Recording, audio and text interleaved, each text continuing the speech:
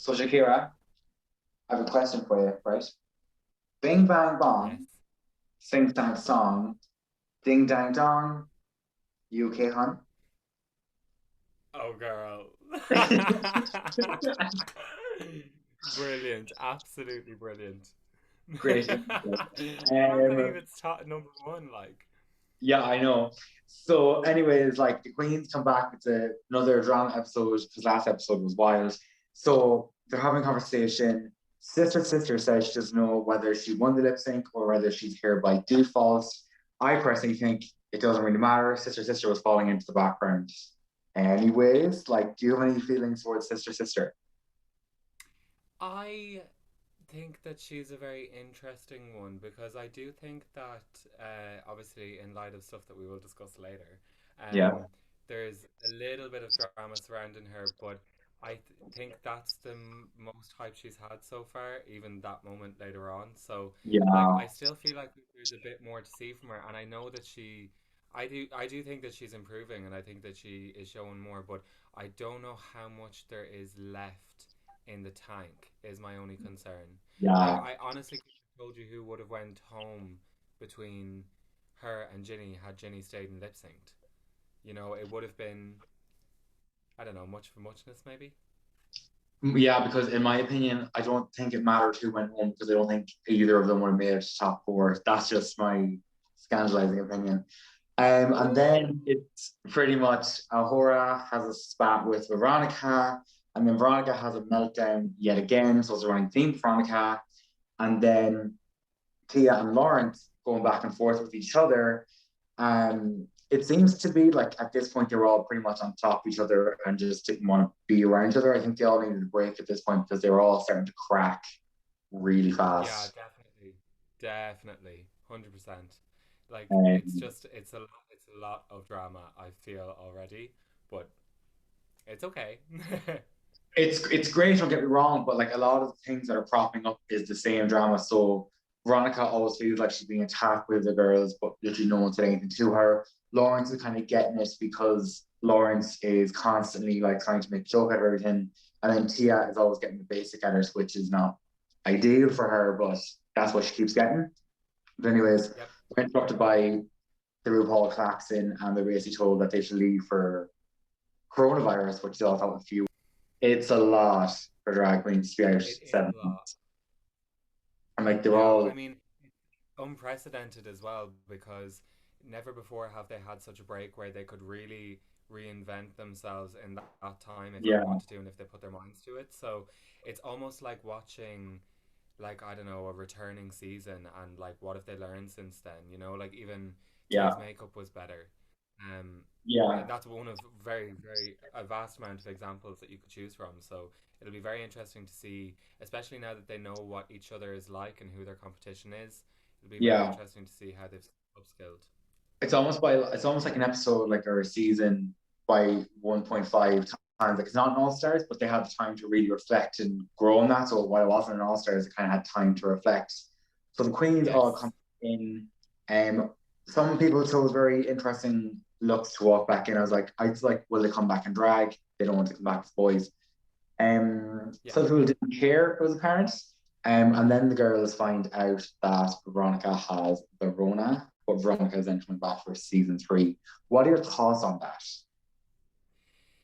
I think that considering the way that everything was going with the virus and how unpredictable it was, I don't think they could have done anything whereby they waited a little bit longer for her to come back. I think when they had, um, you know, 9 out of 10 like of the queens or however many queens are left, and they only had one that they maybe had to replace, it gave them Yeah, room to do stuff that was going to up the viewing. And also by inviting her back, you know, she hasn't lost out really. So, you know, that's the least they could have done.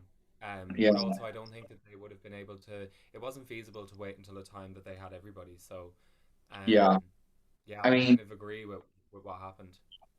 I don't know if you've been like online about it, but I don't think there was much fanfare on Veronica not being back. Like, I don't think she has much of a fan base as of yet. I just think that she's like sister, she's getting lost behind like the bigger girls of the season, like Lawrence, Chase. Like it's very hard to win the fan favorite against strong competitors like that. Um, Yeah, yeah, but very true. then RuPaul brings the Brick Crew in. So the Brick Crew come in, and then they all unmasked basically be the three queens who were eliminated by Ginny. And basically, one of them is coming back, and they're going to vote which person comes back via mirrors, which I thought was a glam touch. I just like they do lipstick on mirror to be the voting battles. Um, Yeah. so we know who comes back, but of the three, who did you want to come back?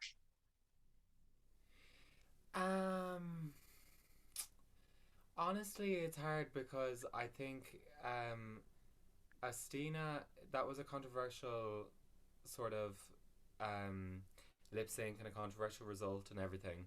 And like I would have liked to have seen more from Astina, but then also I think judging on the way that she went out, maybe that considering the episode it was and it was later on that she should be denied that right and it should be given to someone like Joe because anybody can go in the first week depending on what it is you fuck up on. So Yeah. you could lose a hard hitter very early on. So I think a lot of the queens probably felt that and went with Joe. So I was excited to see more from Joe anyway. I thought that her time was very short. So Yeah, I mean, I'll discuss more on it later, but I personally don't, not that I don't care for Joe's drag. I just think Joe is so much in cabaret. I think they're out of their depth with the drag race, but I'm also more drawn to say Cherry or Astina because Astina, their aesthetic, I'm very drawn to. It's something that feels like home.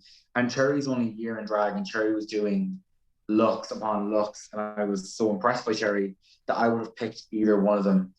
But the Queens basically all vote for Joe to come back. Astina gets one or two votes, Cherry gets none, which is a bit unfortunate for her confidence in well, drag. it's a bit harsh considering she was so like her Instagram content after for the challenges that she would have done was insanely good, and Yeah, so I think it's a shame that her time was so short on it.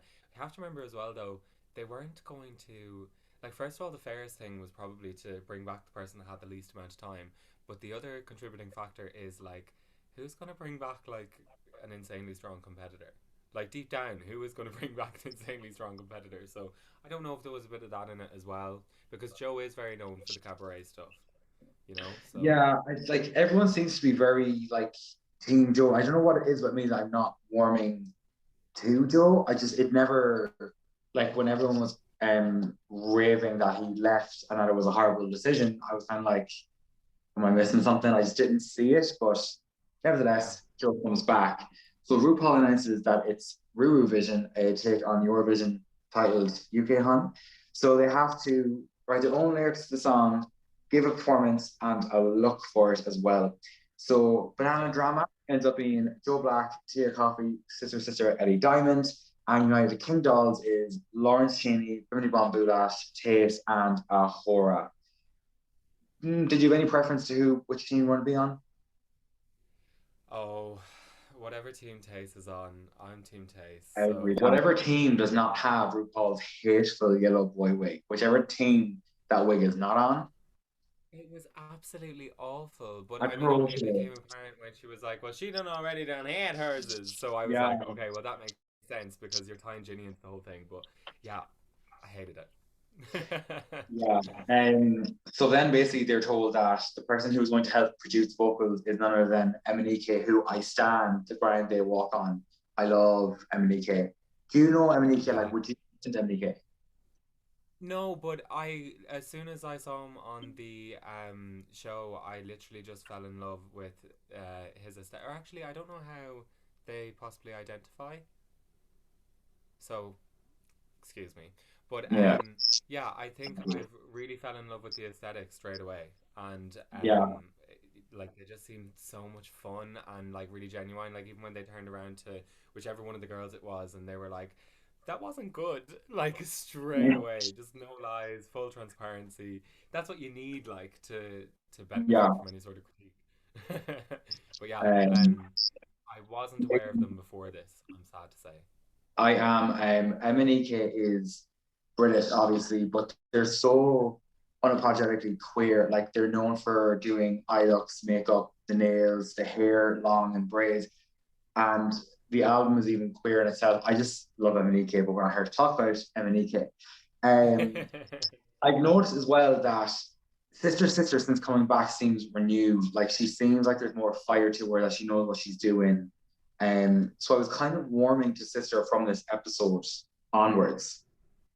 Yeah, And then definitely. I think that she is like she's definitely a slow burner, you know.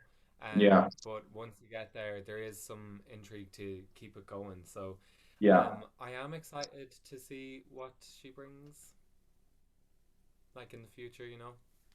Well, hopefully something unreal turns all into Sister stands. So as they're on stage, Ellie and Tia have the conflict over, do Ellie wants like high camp voguing, and then Tia's like, let's tone it down for Joe Black. I personally am leaning towards Ellie's standpoint. Like I do see Tia's point, but it is a competition and you are judged individually. So if I was them, I would have given two people, say principal dancers, and they had their moment to shine, and then slow it down and let Joe act out his bit. I just think it was a bit of a unfortunate. How do I say this? It's unfortunate that the rest of the team was dragged down to kind of let Joe keep up. But what did you think on that? Like, what way would you go? Well, I completely am all for the Rakaka, and everyone like that has seen me perform can attest to that. But Yeah, I also like working with the wig gals. Like, it is important that in our routines, we would have accessible choreography that everybody can do. But yeah, at the same time, it's not just going to be one two cha cha cha. Like it has to have some sort of pizzazz. And when you're on RuPaul's Drag Race, it's going to have a component of a challenge to it in and of itself. I think just the same as anything else. So I think Taste's approach was far better, where it was like, this is what it is. We're going to do it, and if we don't get it, we're going to do it again and again and again and again, because that does work. And people call yeah, themselves they say they're not dancers. Like, they're very quick to say you're not a dancer, but like, you are if you just are, and you just learn the moves and you get comfortable with it. So yeah. I just Um, prefer Taste's approach. while I do kind of think it's important to kind of make choreography accessible, I think there's sort of been scope to allow the dancers to shine, to give them something to go on, because obviously what ended up happening was when they're at Joe's level, they were all kind of brought down a little bit. So I think they've sort of kind of picked up people who could dance during their verse. And then for Joe, really leaning into the cabaret, give him that camp moment. And then obviously in the other team, Taste does kind of get everyone together, even with Lawrence, who do be struggling with the performing Yeah. aspect. So again, though, this is everyone. I'm starting to warm more to Taste. Every time Taste does anything, I'm warming to her. So the fact she kind of helped Lawrence by doing like tough love, but that she wasn't being mean to Lawrence. It was just like, we will get this because I'm not letting you not Yeah. get it, which I love. Um, so then the Queens all have a massive discussion around lockdown and everything that happened. And I'm sure we can all relate to it, considering we are still going Oh, through massively, massively. lockdown. Like some of us are blessed to have jobs outside of drag, but for these people in particular, the majority of them, this was their career. Aside from Ellie, who works in the drive-through, would you like fries with that? Question mark. Um, but like even 7 months is a long time, because I'm sure that was found that even like months 2 or 3, the first lockdown, the drive for drag disappeared because there was no reason to get in drag. So it was very hard to put yourself in that mindset to get in drag. Yeah, So I'm sure for them absolutely. it was hard to keep it up during lockdown. I think so, but then also when you've had a little bit of a taste of what it means to be in the competition and what it could mean to win and things like that, like obviously you haven't seen it come to life on the screen, but you lived it. So, Yeah, I think almost getting a glimpse of what it could be like and what you're going to be returning to, and having that going away, I think I would be quite motivated to, stick with it, keep doing it, don't get sidetracked, don't lose the hustle. But yeah, I think it'll definitely differentiate the people that did and didn't work on it the next couple of episodes. I think yeah, it'll be really, interesting to see. yeah. So then we're getting to the main stage just for the performances. RuPaul comes out in this, like, I think it's crushed pink velvet with like that yellow, orangey tone blonde hair. I lived. Michelle comes out with that grey streak, kind of crimped with the kind of pangolin over arm thing, which I adore. Now, this is a reach from Twitter. Someone said that did she wear this after coronavirus because apparently a pangolin was the animal coronavirus came from. So was she giving a slight nod to coronavirus wearing that particular animal scale? But I could be reaching. That's a massive reach. I just love I love how there are people out there that are saying that type of shit online, you know, that people Yeah, care enough to actually just yeah. take that and run with it, like.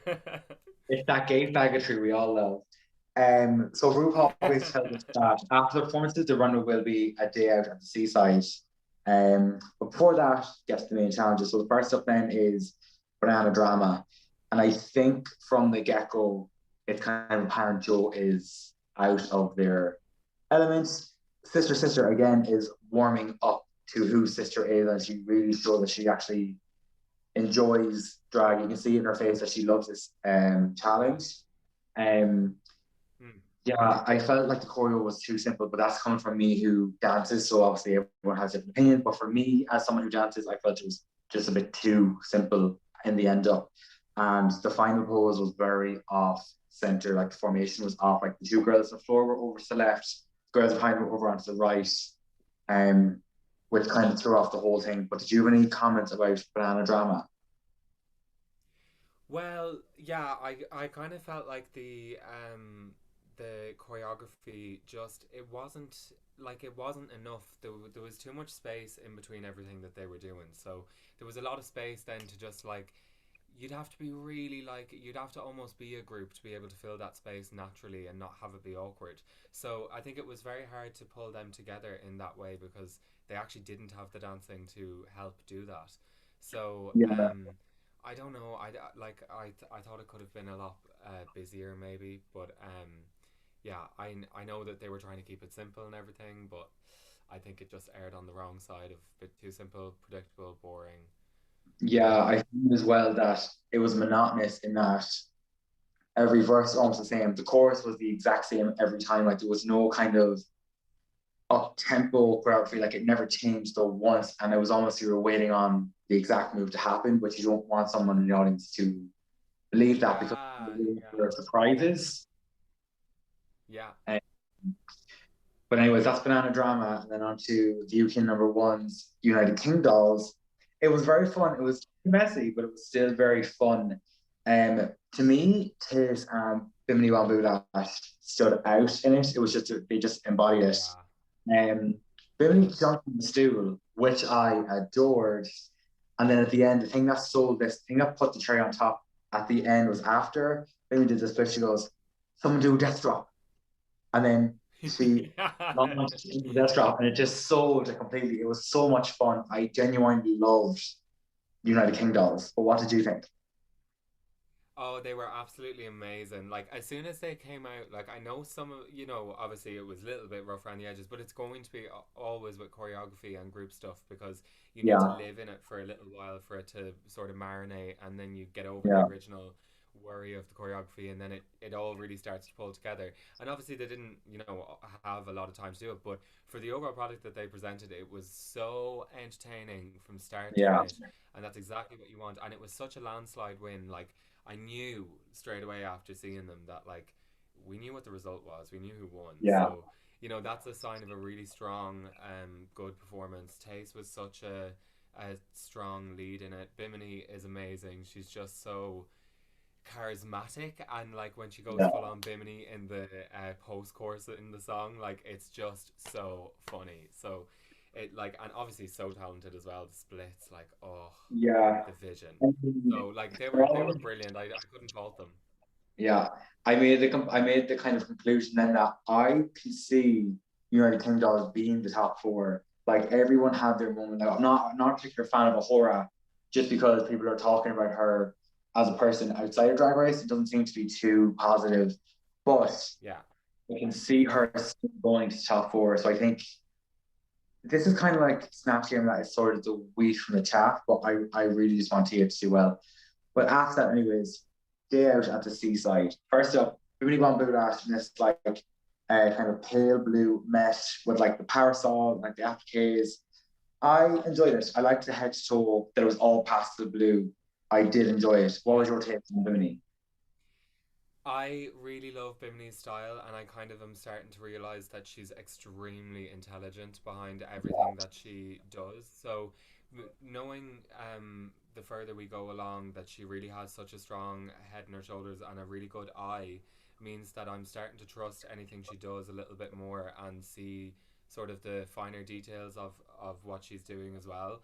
I Yeah, loved her outfit this week. I loved her outfit last week. Oh no, sorry, not last week in particular. Now that it was good, but they discussed it. We don't need to go through it again. yeah.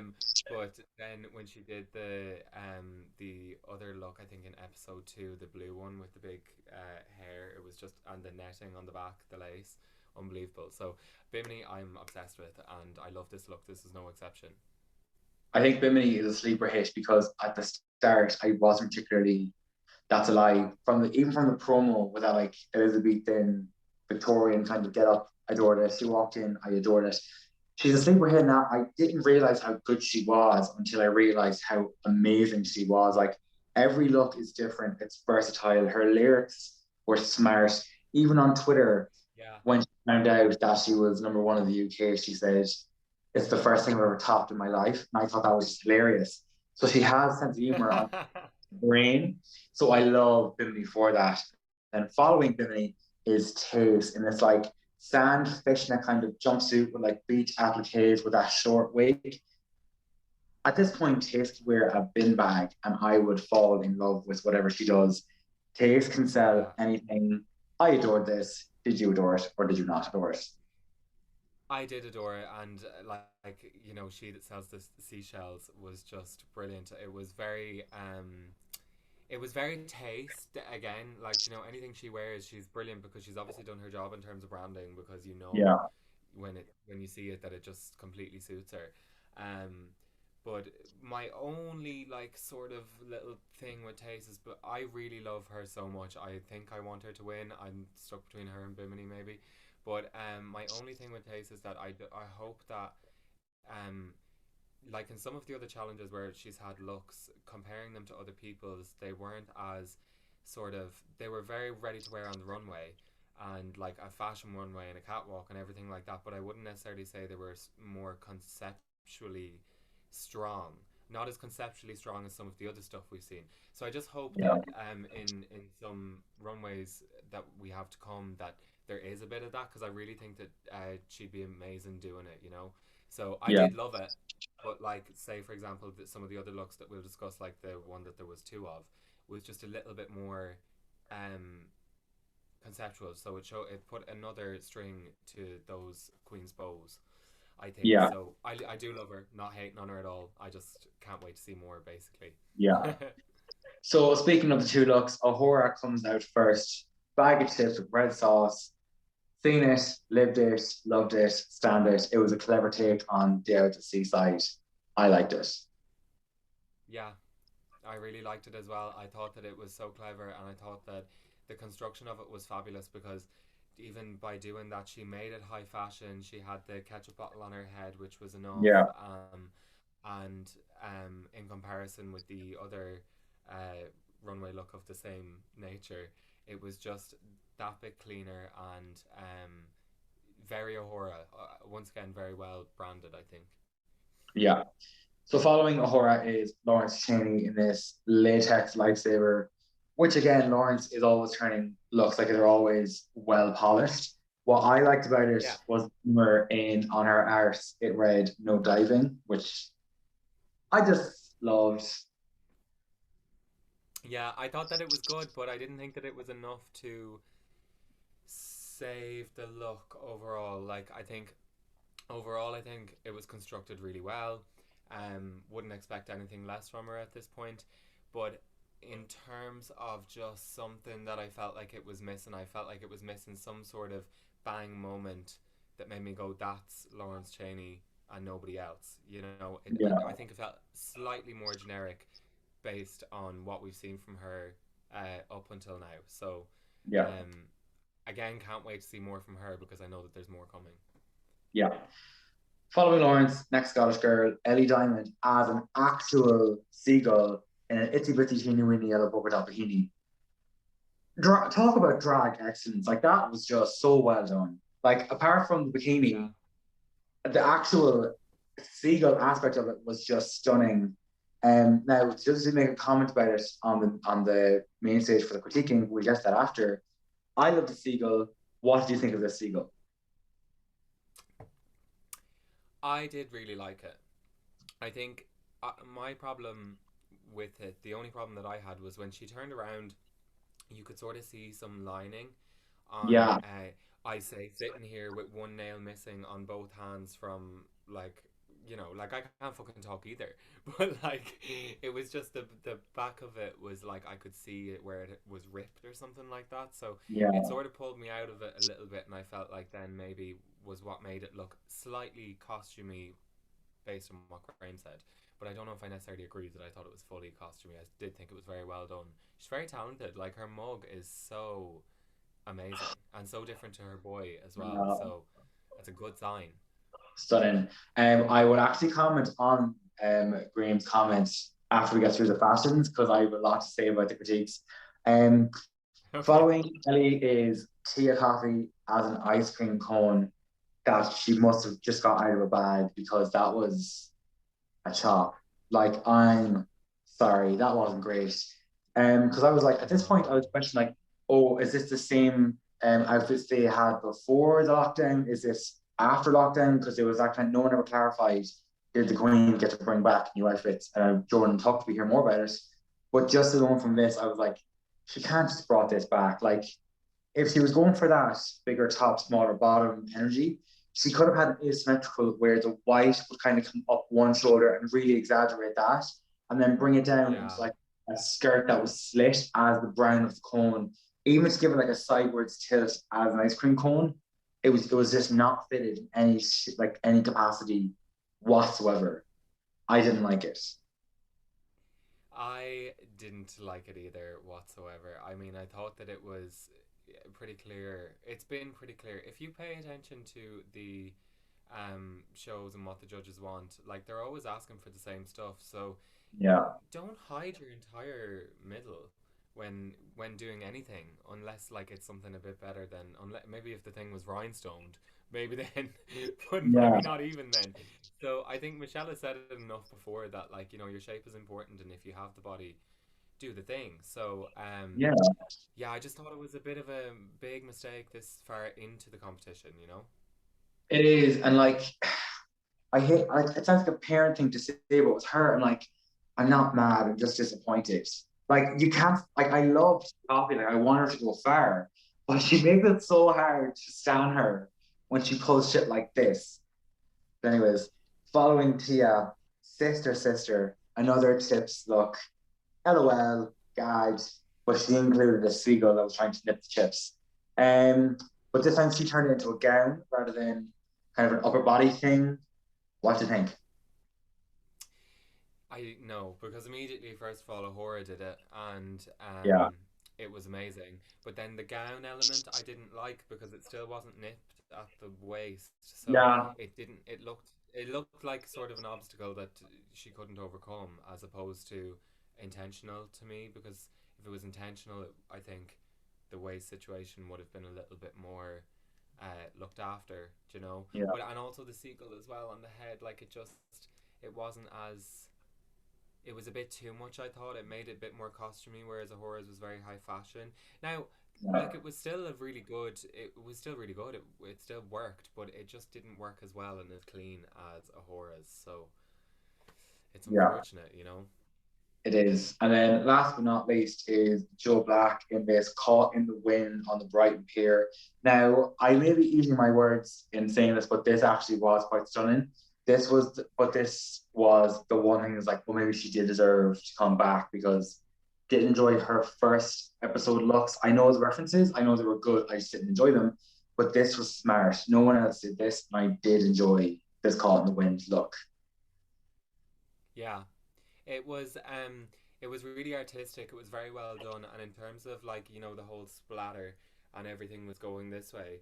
That's what I Yeah, wish there was a little bit more of with Sister Sisters look like, intertwine the bird into the situation. Like, what is that yeah, bird doing? So there should be chips in your head or something like that. Do you know what I mean?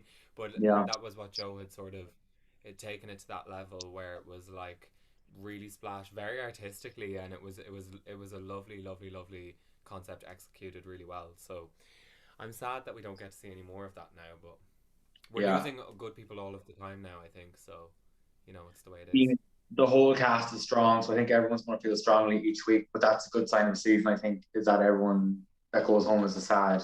It's sad for everyone to go home, which I enjoy that Yeah. that's how we all feel about it. Um, Yeah. Putting you on the spot, if you were given a day at the seaside, what would you do for a day at the seaside? Oh, that's hard. Well, immediately what I'm after thinking of is like some sort of latex beach ball situation Okay, because your beach balls and they can be multicolored and everything. So, and I yeah, don't normally do color, so you're supposed to push yourself. I don't know, but yeah, so I don't know, maybe something along those lines, or just like do nude beach and just wear nothing.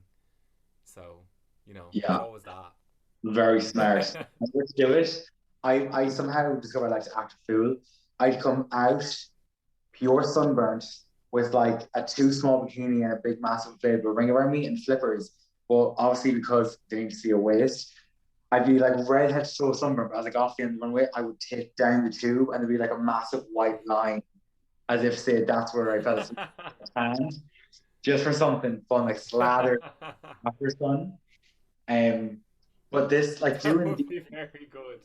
yeah, doing these has actually made me realize that there's so much fun in getting these concepts and thinking, what would I do with them? Like it shows everyone's drag. Like yours has an element of like a bit of sexiness to it in the latex, but it's still fun. I kind of like to bend the rules a little bit and act not so sexy, but make kind of it's just fun. So anyways, the safe win is United Kingdoms, but I thought it was like a top. That wasn't even a safe, that was the top. And then we get to the main stage critiques and they all had a lot to say. So when Graham gets to Ellie, he says it's not drag, it's a costume, and I nearly punched my screen. Like that is drag. Like drag by nature is performative gender and elevating what it means to you. What difference is it to elevate a bird to not make a drag? I got annoyed because obviously Graham's not a drag queen, and sometimes I don't know how you feel about it. Sometimes people who are not in drag make very intricate comments, and as a drag queen, it's not right. What do you think about Graham's comment on that? I think that from sort of a more objective point of view and not from the point of view of somebody who does drag, it's sort of even just like an onlooker at the from the of the show. Um in terms of that I can see what he's saying because when you put it next to all the other queens and their looks, it's it stands out as not really conforming, and it also stands out as not really being like female impersonation. So I think it is a little bit reductive for him to be saying that well it's not drag because it's not what he's used to seeing on the main Yeah, stage, and also probably not what is going to win Drag Race. But being able to do a look like that is going to help you win Drag Race. You might win it looking like that, but I think it's good to show the diversity. So I don't know. I didn't think that it was entirely fair. I can see sort of where he's coming from in terms of the comparison element when he's saying, how can you judge this in the same category as everything else? Well, no, he didn't say that, but that would be my sort of takeaway from it. yeah, Um, but I still think it was I do think it was really good, and we do need to see stuff like that because there is yeah, drag like that out there, and people are doing it, and it's important for it to have that time on the screen just as much as it is for it to be basically about people dressing up as either men or women. So no. I think Now, it's a bit unfair. I may sound like a broken record when I say this, but an issue I have with Drag Race is that it always tries to streamline queens into the pretty drag, like the big hair, the nipped waist, the gowns, when in reality, drag is so much more than that. And I know judges want a certain criteria, and to a point, you have to kind of go with that. But if everyone came out the same thing, you get bored. This showed versatility to Ellie. So that we know she can do it, but she can also do pretty. And that I'll stand by and say that Ellie was right in doing this and Graham was wrong. That's just a scandalous opinion. Yeah. Um, so to get to Tia, they really just the ground, first of all, but you can tell that Rue loves Tia. Like there's no get like I think it's like a big sister little sister thing because no matter what Tia does, Rue always has like words of encouragement of how to improve because oftentimes Rue is just like you did it wrong, do better. Whereas this time she's actually trying to impart knowledge onto Tia. Now I don't agree with her saying if you had my team, you'd look like me. Tia does not have your team, and Tia does not have the same point of reference as you. But um, Tia unfortunately did fall down this week. Yeah, I think so as well. I think that Tia, especially when, she was critiqued in certain ways for certain things, and then Oh, we had a 7 month break, like, you need to come back swinging and you need to come back anticipating what it is that they're going to get in your yeah, case for. And she should have known if she walked down that runway with no corset on that she was going to get bet.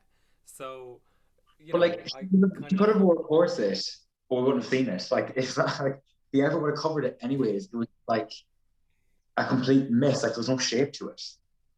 yeah, no, it really wasn't good. But I think just in general, I mean, if she had had more of an awareness of her body shape and how to work with that to execute the concept that she had, Yeah. that would have. Okay.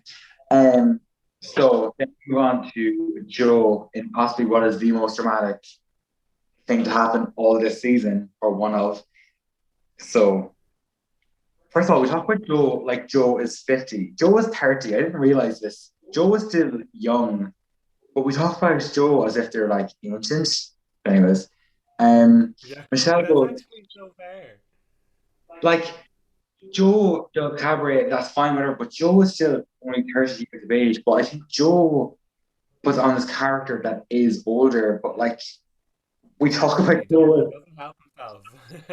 no, because like if we think about like oh we have to simplify it down for Joe in the dad thing. We're like oh because Joe's older, Joe can't get. Joe is still 30. Like I'm only Hell. 4-ish years off 30. I could do that. Like it's wild we talk about Joe that way. And then the outfit for the challenge, Michelle goes, "This looks like I get this off the rack of Primark." Jolene Vinnan goes, "H&M." I was like, "You've not watched this show in any capacity." I would not in any way, shape, or form say you got this off the rack. RuPaul flies off the handle, and RuPaul goes, "If it's from H&M, you better the fuck out of it." Like RuPaul is not having it now. Yeah. I do like RuPaul when RuPaul is like this because it takes RuPaul out of the actor and the produced side of RuPaul. This is like who RuPaul actually is and how they actually feel about things. And you kind of warm to RuPaul because this is an actual person that has opinions about things rather Yeah. than we have to do this for a storyline. I just thought that whole thing sealed Joe to lip sync. No matter what Joe had done, that just sealed Joe for me. But what did you think of that whole critique on Joe, including RuPaul's outburst? Well, first of all, I think the critique was very fair considering that Joe was returning to the competition and needed to give them no reason to look Yeah, um, for her as the next one to be voted out. So there's a common pattern with when queens return to the competition that they go either the same episode they came or an episode later, and that's yeah, just sort of the way it happens. But I think that so obviously Joe made a big mistake in admitting it, and I don't think that she needed to go as far as to try and make a joke out of it because it was quite obvious that Rue she was pressed. So yeah, that's fair enough. And then I mean, I think they had to take the opportunity to kick off because there has been a little bit of ignoring the fact that this is the biggest stage in the world for drag going on in this season from a couple of queens, particularly Tia Coffee. So I think it's a real wake up moment for the people that are there, and also anybody else that will be thinking about applying is that you need to get your shit together, and if it's not, you'll get clocked. literally. Like I've seen a lot of like kind of discourse and discussion on Twitter about how oh, drag costs a lot of money. You need lots of money to get to the level RuPaul warrants because of US drag race. I can agree to that to a point, But now I'm not saying I'm a fashion doll. I'm not the Fojo Lee of Sligo. Like I'm not that person. But if I was in a drag race, I would never in a million years go to H&M, pick a dress, and go, this will do for a challenge. Like I know my style is very like urban streetwear, kind of a Stina, just a crop top, an oversized shirt, tracks bottom. I live for that. But if I was going on drag race, there has to be an elevation style. God forbid for a few episodes you change it up and it's not you. Do it for the sake of the show. You don't need a lot of money to do Absolutely, that. yeah. And specifically after they came back after 7 months, they could have done something. Like if you're going to fight a RuPaul's Drag Race, even if you get a call back, learn to sew, learn to make something on the fly because it takes money to get into drag, but it doesn't take a lot of money to look well in drag. Does that make sense? Yeah, I mean, when you're investing and you're doing all the right stuff with your money and you're buying the right corsets and whatever and the right wigs and stuff that's going to keep and you know your makeup and you know what you're getting every time. I think it's it's manageable. It definitely is expensive, but like money well spent and it's money well invested if you know what you're buying. And so I think you definitely still there is still room to find a dress in a charity shop that's absolutely gorgeous and take Yeah, that home and doctor it a little bit for a challenge because that's sort of the level that they're looking for on a continuous basis now. So there are cheap ways to achieve that, I think. there is. Like, even if Joe had brought that dress, there was nothing stopping Joe from, say, cutting that in half and making it like a short skirt which sits down the side and like jeweling that. So it's kind of like a campy top princess, very a la kind of like Jerry from Spice Girls, 40 Spice, Baby Spice. Like, do something Spice Girly to make it look as if it's like a campy Eurovision costume. It was the sheer fact of it was pulled off the rack and put on, I think really got to it. And I think highlighted to me in that there's a very, very, very fine line between cabaret and drag, and that oftentimes the two kind of branches share performers. But I think in this scenario, this was not a competition made for Joe. Joe is, I think, firmly entrenched in cabaret and wasn't ready for the kind of Yeah. the intensity of what Drag Race brings. I think that's basically what it boils down to. So, anyways, we get off the main stage finally and get back into Untucked. And the main drama about this is Sister Sister versus a Ahura. So earlier I had mentioned like where the Queen's allowed to bring costumes, where they not after lockdown. So the Queen then said that Sister Sister originally had like this Pamela Anderson red kind of swimsuit thing going on, and then she changed her idea during lockdown. Now, whether she stole the idea or not remains stand. No one can say what happened. Maybe she heard it, forgot about it, but then subconsciously picked up that she wanted to do chips, but she got the idea from Ahura. Um,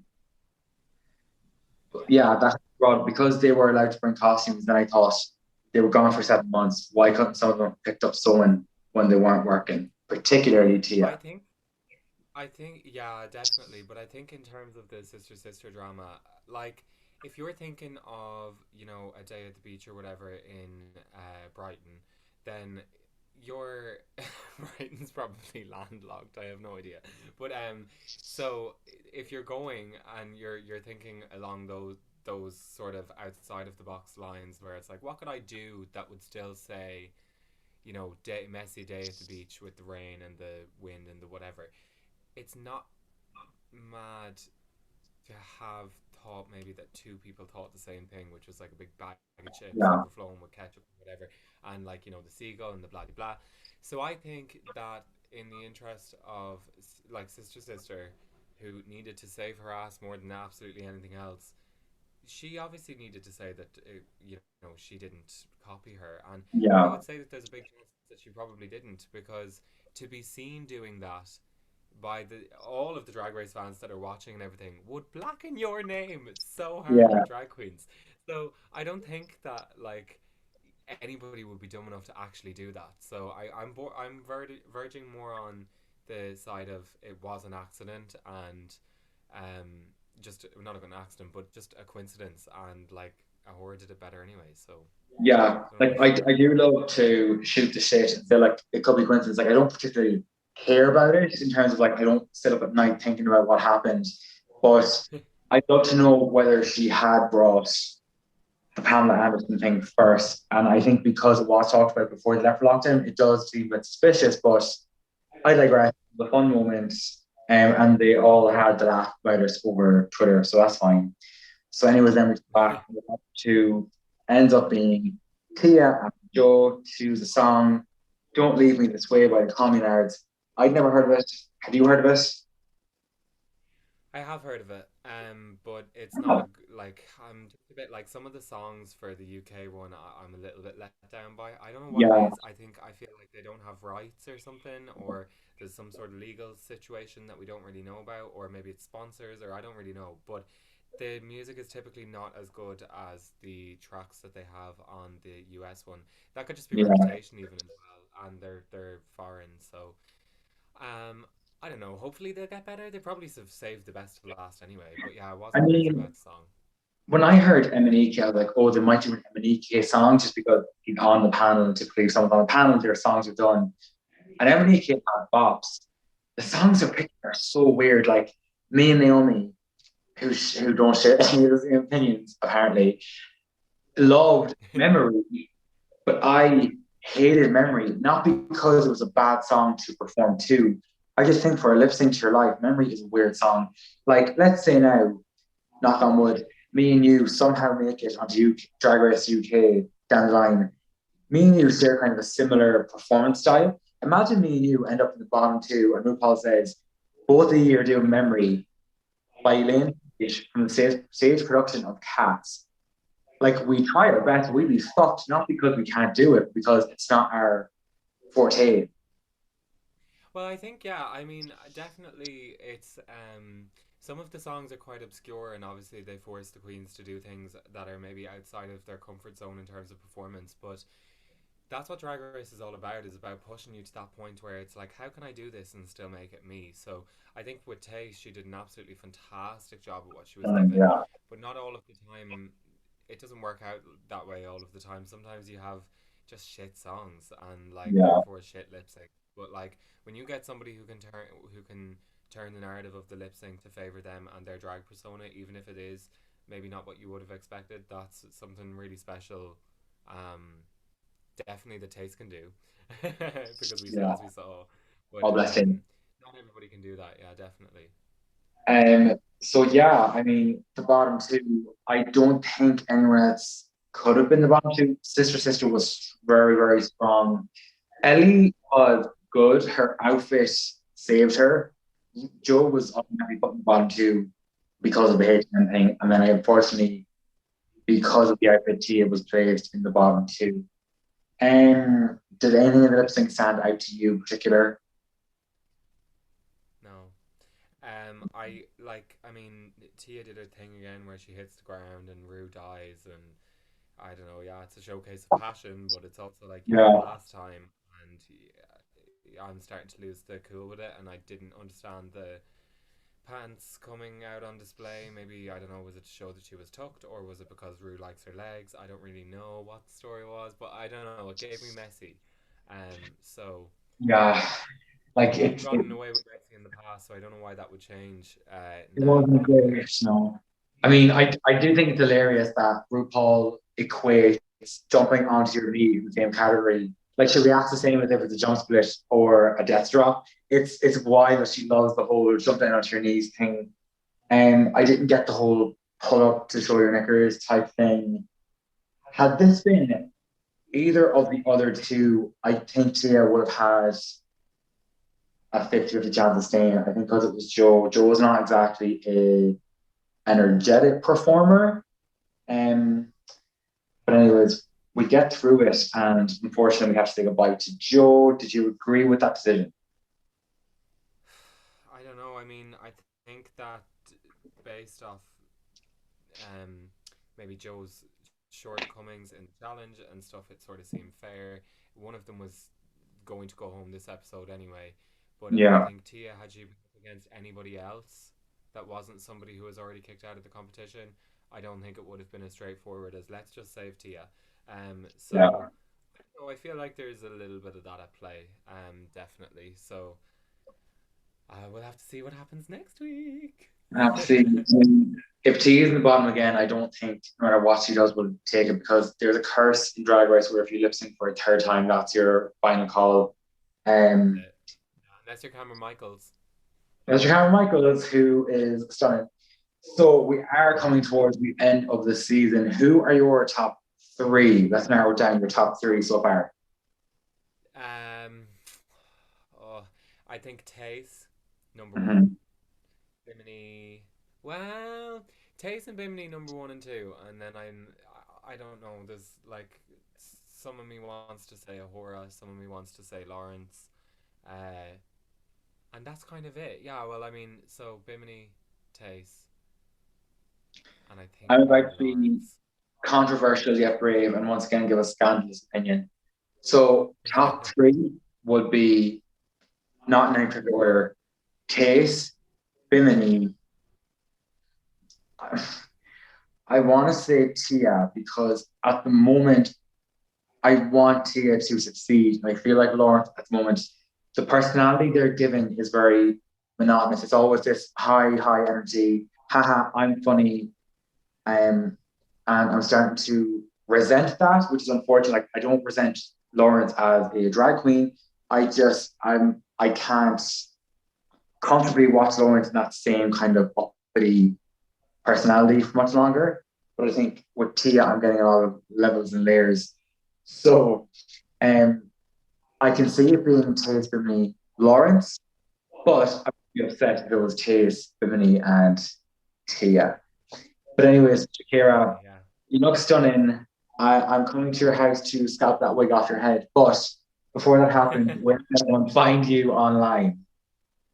So you can find me at Shaqira Knightly on Instagram. That's ShaQiraKnightly. Woo! And Well, I'm also on TikTok, and it's just Queen Shakira. So anything to keep myself busy over the next while because there's a yeah, little bit more bedroom drag to keep on doing. So yeah.